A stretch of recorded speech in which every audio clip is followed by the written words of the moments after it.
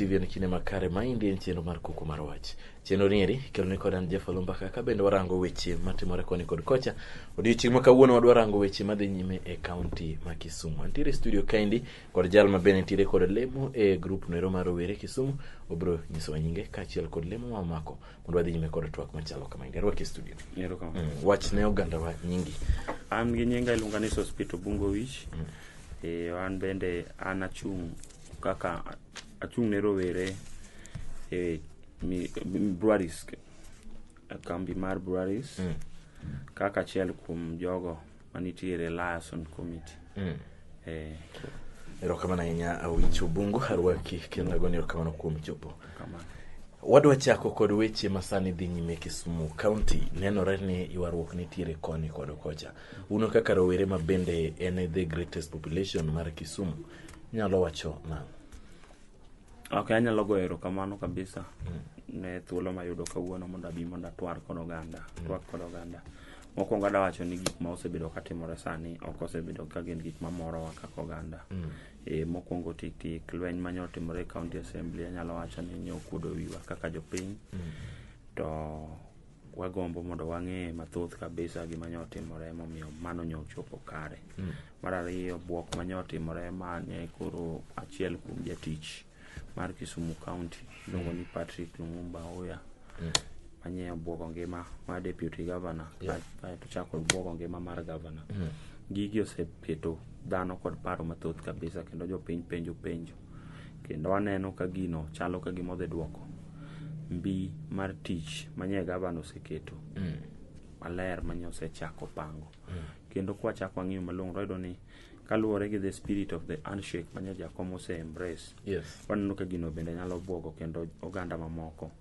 Mar ariyo, kendo gino nyalo bwogo investors ma joket mwandu ka. Ginyalo tamore biro nikech gineno ka gima county government ma Kisumu ni kod lweny. Tadwa na wach na oganda ni county ma Kisumu ok ni kod lweny. En na weche matindo koni gi koni. Kung'eyo ni siasa bende en weche ne dondore. But so far paro ni governor osekawo actions maber according to the law. Ose consult the legal department. Which governor bende nitiere gi legal advisors. Ose consult his legal team. Ose miye the proper advice. I hope ni the county ma Kisumu will proceed on well. Ta penji Obungu, sama koro chopo ni iyudo ni ka koro ji dhi od bura mar county. Tiyudo ka MCS koro bare mana ngum kata bare ayany kendo jopiny bende koro biro ka gima koro gidwa monjo county assembly. Magi gin ranyisi machal. Naneno kane chako sirikane mag gwenge, mano immediately after 2013 mane wabedo gi devolved systems, weche machalo kama gini bit to bit. To ne wacho ni ne en gima koko chakore koro ne ji temo ng'eyo ni to tich mar county assembly chalo nade. To sani eri wantiere the second phase mar devolution. Iparo ni bende pod en gima kare ka waneno ni jopiny obire bunge ka bende koro MCS bende koro makore tishede ne giyware. Bende en yo makare mar loso weche mantie.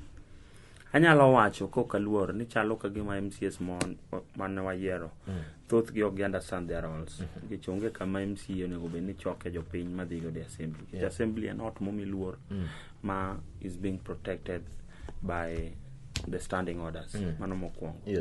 En kanyo ma ilose chike, en kanyo mitime representation, en kanyo mitime oversight.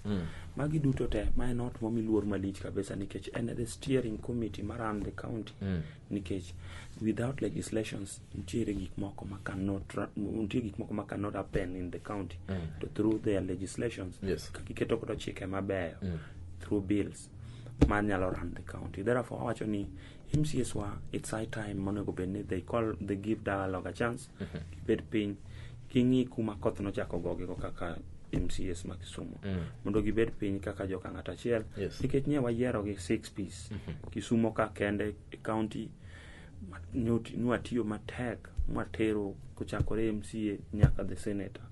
Nye wagoyo mbulu 5 mochiek.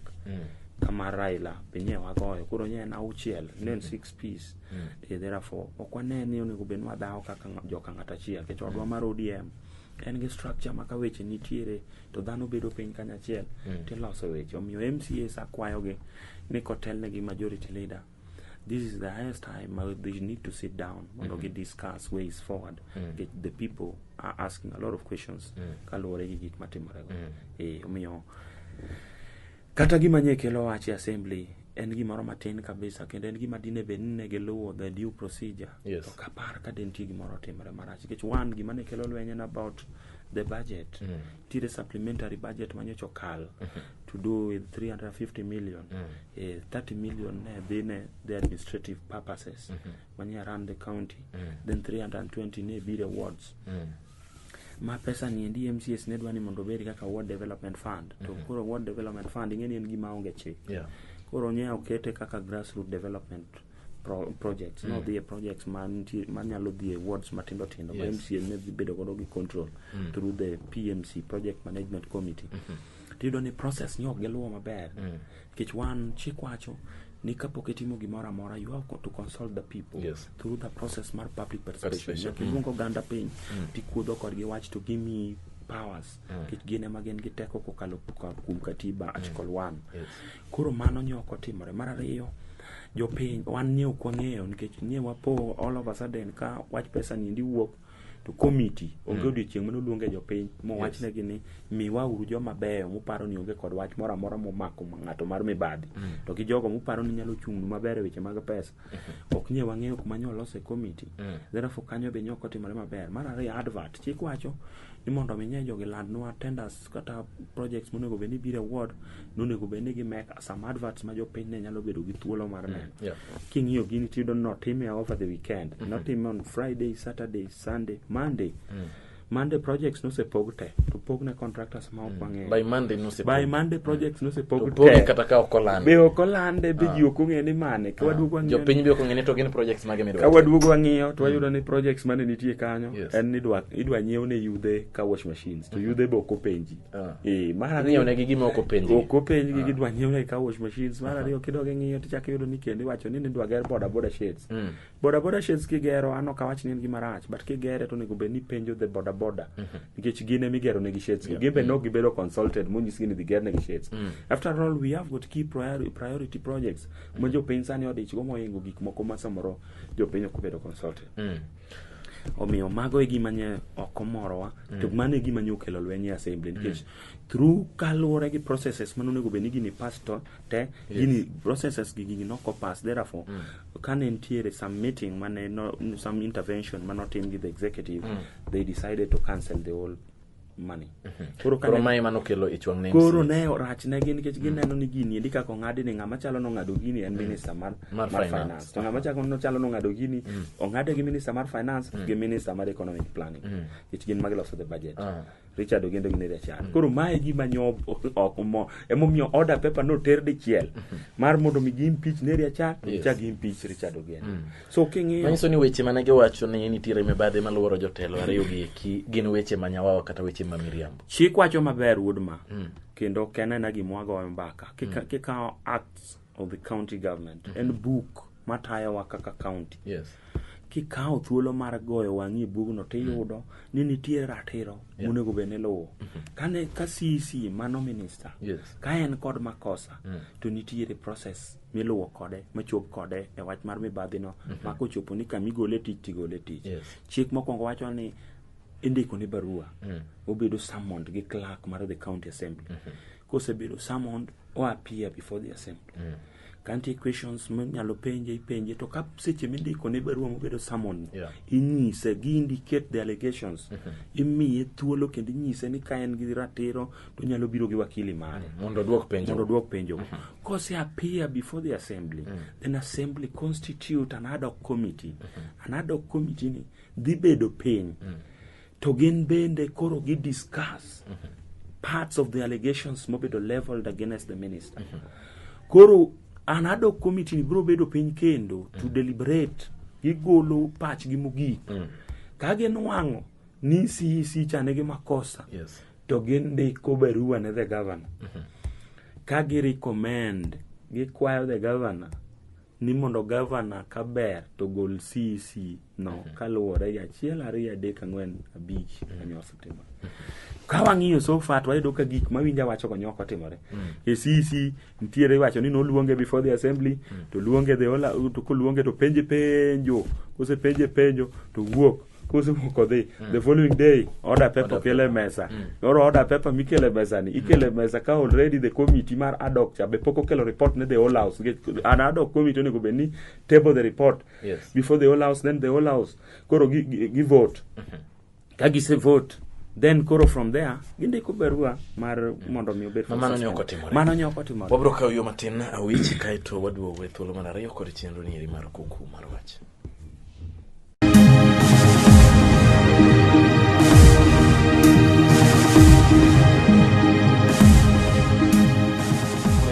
Oloo TV mind en chenro mar Kuku mar Wach mikelo ni kod Oloo Mbaka. Wantiere studio kaendi kod Awich Obungu kabene koro warango weche kone kod kocha mabende dhi nyime e kaunti ma Kisumu. Chaka rwaki e studio. Awich nyisa ni Kisumu County en city mar gwenge duto mag Luo Nyanza.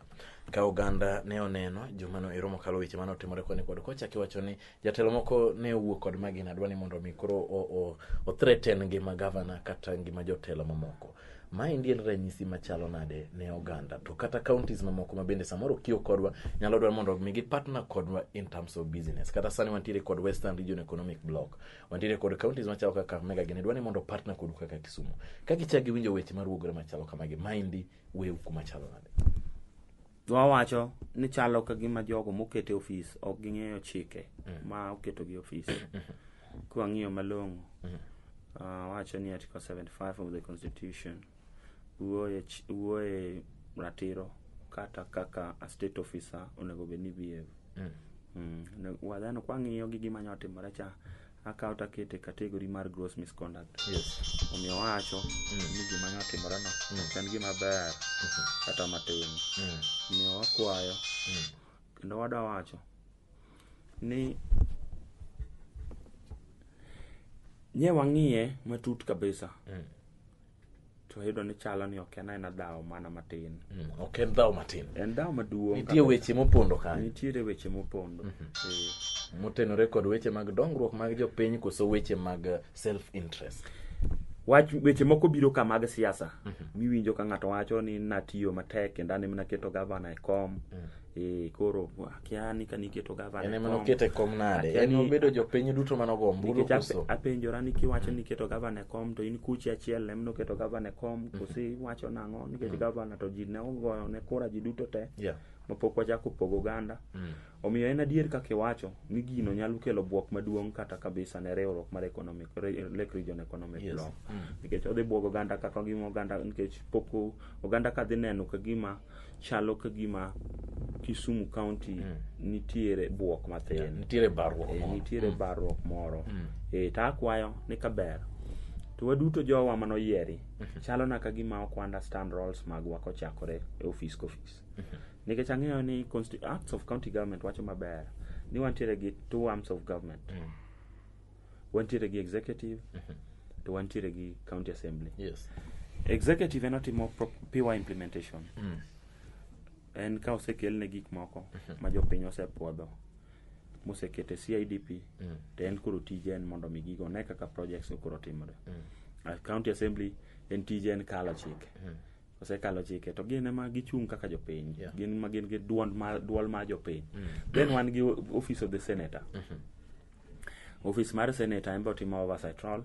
At the same time otemo matek mondo mi senator pass allocations for the county. Ka pesa poko biro ne county to gidhiro matek mondo pesa obino. To chalo ka gima nitiere ng'ato chung' kamoro to kong'eyo gima onego bed notimo ninde tije. Koro donje tije mamoko. So an akwayo ni watiuru kendo wamire uru thuolo maber. Gima kizungu luongo ni conducive environment. Ng'at ka ng'ato tije according to what the law says. MCA ka feel ni the executive is not doing the right thing to wuog oko mondo mi owache nikech en e wang' jopiny kendo kik oluor. Executive be ka feel ni nitiere gimoro ma ok timre maber somewhere, gin bende gin gi jogegi office ma nyalo wacho ne jopiny through the director of communications ginyalo nyisowa kaka jopiny gima ok dhi maber to wan bende wang'iyo nikech chik wacho ni wan waduong' na ng'ata jopiny duong'. Gine ma gimiyo jogo nie tich kama gintiere. Koro mano. Omiyo atemo mana wacho ni wach mar buogo ngima ng'ato kata katiba koyie ni wacho ni paro ni nyalo kawo ngima ng'ato. Omiyo mano ken gima ber kata matin. To bende nitiere gik machandowa mathoth kabisa mobeni ochandowa kata chien kucha to ok nwaneno ka gima jomoko nyodonje. Koro sani mach mi kata jomoko mabuogo ji gi bundego nye wan gi lwenje chien kucha to ok nye waneno. Samoro bunde gi bende samoro inyalo dwaro gogo dhano to moko bende gogo le na atemo winjo kawuone ka Evans lando ni bimbe moko chando ji nyatike ku. Bunde gi ogigogo bimbe machando jo nyatike kech lweny sani onge. Lweny sani waonge godo, lweny oserumo. Wan maber kaka jo Kisumu. Iparo nade kane Kisumu chako tich kane koro team mar professor tiyo ne nitiere winjruok maber kata proper coordination between the governor kaachiel kod office mar senator. Sani aneno ka gima chalo kagima pogruok nitie nikech okang' maber nokaw kod governor mar chungo e tich kata mar golo e tich migosi Ouya. Aneno ka okwedi ahinya kod senator mar Kisumu Outa kendo wacho notiyo gi term ni mano is null and void. Iparo nade ka apis senator gi mar governor koro ok dwa bedo ni mondo miyo winjre to une county achiel? Ada wacho kok anindo kamoro amora ni en ratiro mar senator mondo miyo losi ka gimoro ok timre maber. To ben ratiro mar governor mondo kaw chik mare. Mondo kaw chik oti gi chik kaka chik wacho. Nikech ka in a state officer to kibehave kaluwore gi kaka chik wacho to nyaka ne obed suspended. Koro miyo gima temo wacho maduong' ni kaka senator pod en gi ratiro mar mondo mi oluong governor manigi campaign go kanyachiel e team kali nikech senator notiyo e team kali to governor ji duto notiyo to senator ben en part of the team kali mano okelo the winning. Omiyo akwayo ni senator pod nigi ratiro mar yudo governor kata kopogore gi dhi e radio obed gi governor piny nikech governor ben ng'ama wiye ler to en ng'ama bende o give ga dialogue a chance. Ginyalo bedo piny gi discuss mondo Kisumu wapok ochope state moro manyacho ni Kisumu osekethore mi wache radio. Inyalo wache sani ene miwache sani radio duto kata ute fwambo Kisumu miwacho kendo miketa ahinya en ni jatich koro odhir governor gi magina. Okrach en ratiro mar jo radio mondo mi ginyis jopiny gima dhi mbele. Bara wacho ni kaka jotelo ok en thuolo mar wacho weche gi radio. En thuolo mar gibed piny mondo mi gi iron out issues gi eki kaka jotelo.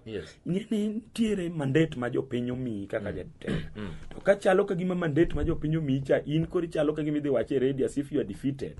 Koro mane buogo nyaka japiny. Ke chalo ne japiny ni already gicho tami. Koro idhi wache ka koro ng'eni dok ne jopiny. Ng'e sami dhi radio chalo ng'ama dok ne jopiny mondo jopiny omi paro to jopiny osemi teko.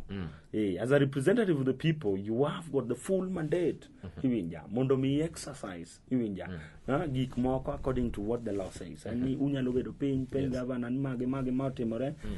What is the way forward? Kisumu gima Kisumu dwaro sani en way forward nikech governor nyose keto mipangilio maber kabisa mag dongruok. Koro gik moko matindo go I really fear nikech gibiro at the time ma kokwa dhi bedo gi the budget mar governor koka bi ng'en governor nye tiyo gi budget mar rangu koko dwa chako budget tema koro weche osechako koro nego wabed gi kwe mondo kik buog mpangilio matich mondo tich odhi. To gima na penji ma bene pok inyisa iparo ni nitiere jotelo moko mantiere kod interest mar giwegi ma ok mar jopiny kech gik makelo pogruok samoro mago bende betie. Be iparo ni mano is one of the factors? Anyalo wacho basically ing'eni politics is all about personal interest. So mano bende nyalo bedo. Mano bende nyaka bedi. Ing'eni an interest en gima ok nyal deny somebody.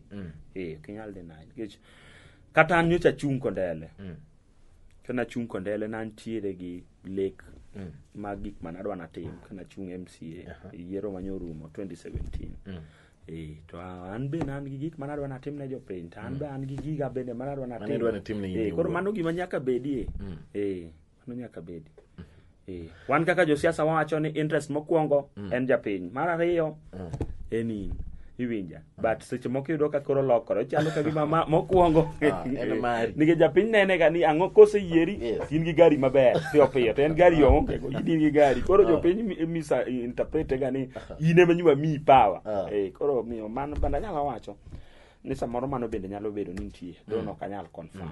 Ne ugolo ywak ahinya un kaka rowere ka bende ne uluongo ute fwambo dakika achiel kende mondo ngodo ne iwacho ni location mag fans madhi different wards samoro MCS ok ti godo maber. Inyalo chiwonwa lere wach ni eri dakika achiel ariyo kende. Manya wacho ni gima nyoko timore maber en mana kama iwinja wacho mar World Development Fund. Anya wacho ni ne en pesa maber kendo nyalo konyo jowa. Kendo achaka wacho katamra kaka japiny. Awacho ni pesa no nego bedie kendo kaka nye jogo osebedo ma gavana bende noseyiere ni mondo pesa no mondo MCS onwang'e. Awacho kendo akwayo ni mondo Kisumu obed piny mondo mi weche madhi mbele koni gi koni olosgi maber, pesa no okele counties, bado okele counties kokalo kuom chik. Mokwongo wan kaka jopiny wadwa ni wabed piny, kwasebedo piny wadwa ng'eyo ni gin projects mage. Ikwano nwa projects go te madhi worth 9 million mondo wang'e. Mar ariyo wadwa ng'eyo ni committee mane maran that money such that ka nitiere pesa moro amora molal to wang'eyo to kendo waluongo the project nikech governor nowacho ni project moro amora mondo mi otimre nyaka wabed gi PMC, Project Management Committee, manyalo bedo held accountable. Ka pesa olal tipenjo ni une mane un Project Management Committee mar project machalo kamae, project no ok otimore kaka nonego bed ni timore, to une monego bed ni sign ni project obedo completed, therefore funds onego bed ni bedo released. Therefore wacho ni pesa no to be awards, but project mar process mar public participation giketi, the committee obed constituted legally, jopiny duto ong'e, projects obed announced publicly, jopiny ong'e ni gin projects mage, then waonge gi wach moro amora achiel. Erokamano ahinya Awich Obungu kuom kawo thuolo mari mar chopo e lo lwetine ka bende warango weche koni kod kocha madhi nyime kaunti ma Kisumu. Gima duong' moloyo en ni kwatwa kamaendi twadwaro mondo mi oganda ong'e ni paro maduong' mwamiyo pek en weche mag dongruok. Idongri kaka in kendo kaunti bende odongre. Gikanyo ne rwachope giko mar Kuku mar wacho odiochieng' ma kawuono. Erokamano ahinya kuom chopo e studio. Na kwacha korad kendo an Oloo Mbaka uritu masani.